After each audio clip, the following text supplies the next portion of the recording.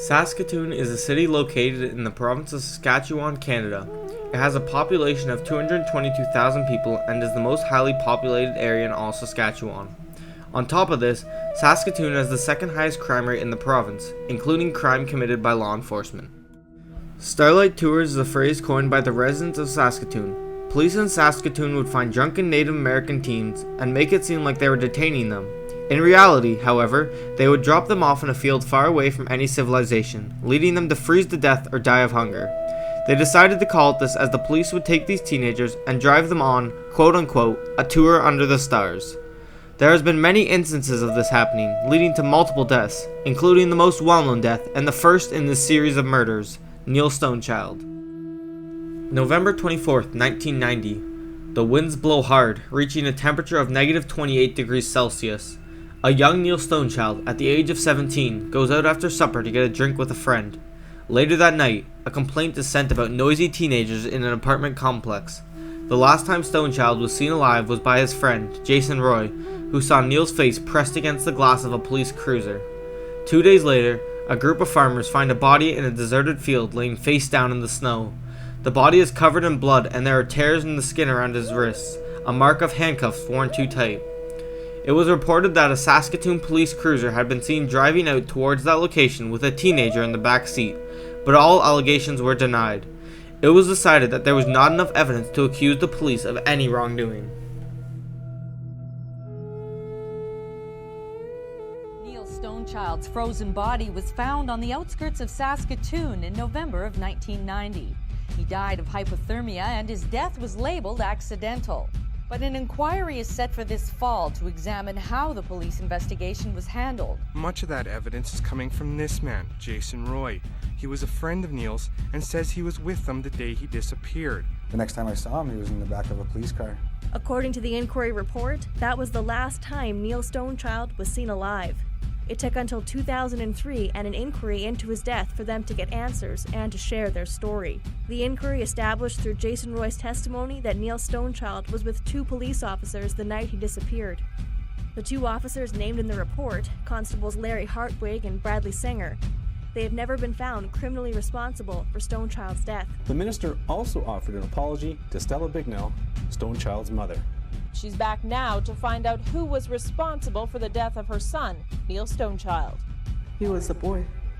He was only 17. He never had a chance to become a man.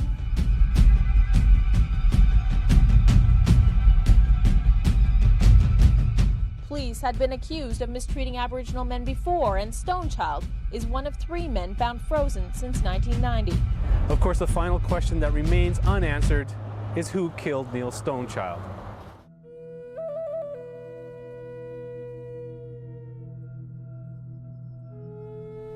Larry Hartwig, one of the police officers accused of murdering Neil Stonechild, has denied all accusations against him, stating that it was not possible for him to have driven Neil Stonechild out that night. On November 24th, 1990, did you have Neil Stonechild in the back of your car? Absolutely not. Absolutely not. The evidence all indicates that. Apparently Neil's body was found in this area just to the south here. The first I heard about stuff like this happening was prior to the inquiry, or at the inquiry. Brett Mackey was a police officer, testified at the public inquiry, that said police officers unarrest people all the time. You know, like I said before, what ass would do that, right? What person would take a guy from a drunk, obnoxious guy involved in the disturbance from one location, drive him to another location, drop him off? You only move the problem. You don't solve the problem. You only move the problem. This murder left an uneasy ripple in the town of Saskatoon. Trust was degraded and worry rose. What used to be calm and peaceful was now swarming with lawyers and news reporters. It also shattered the Stonechild family. Stella Bignell, the mother of Neil Stonechild, was reported as saying, "I prayed for something to come out of all this. I never ever want to see parents go through what I've had to go through all these years." But this wasn't the first time Saskatoon police had been accused for corruption. from cases of sexual assault to domestic violence, and it wouldn't be the last. The Starlight Tours were more than just a string of deaths from 1990 to 2003. Starlight Tours are an ongoing problem dating back to 1969. Aboriginal men would be driven out to the country and left there, but not being taken far enough away or it not being cold enough for it to kill them. Many people tried to file lawsuits against the police station and were all proven innocent in the court. After each case was closed without question, the Native American community began to realize that the rumors they had been hearing may be true. Daryl Knight, a survivor of a Starlight Tour incident, was leaving a party that had gotten out of hand. As he was leaving, a police car pulled up beside him, handcuffed him, and forced him into the cruiser. I got outside. I seen two cops. And they must have thought I was the one causing the problems or something. Handcuffed me and took me to the car, and I'm thinking I didn't break no laws, so I didn't do nothing wrong, and took me away.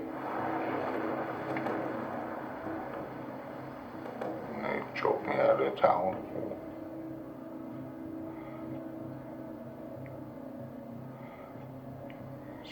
Scared the heck out of me. I thought I was dead. All those rumors I heard in the past, they were all coming true.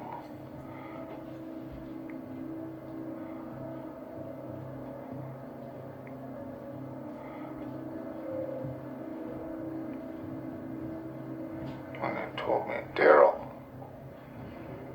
get the heck out, well, they swore out, you effing Indian.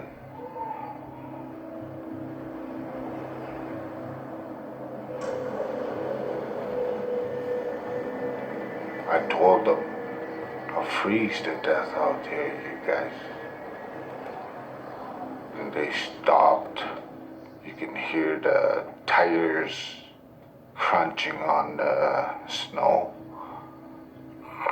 And I can hear the electric window go down.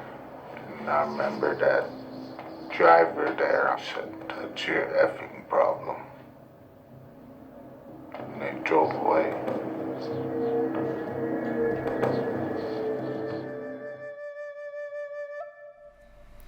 So many people have had the memories of these events imprinted into their minds. The fear of not being able to go outside, worried that they will be taken against their will and left somewhere completely unknown. These people were wronged, but we can honor them and recognize the struggles they endured and the horrors they have to deal with.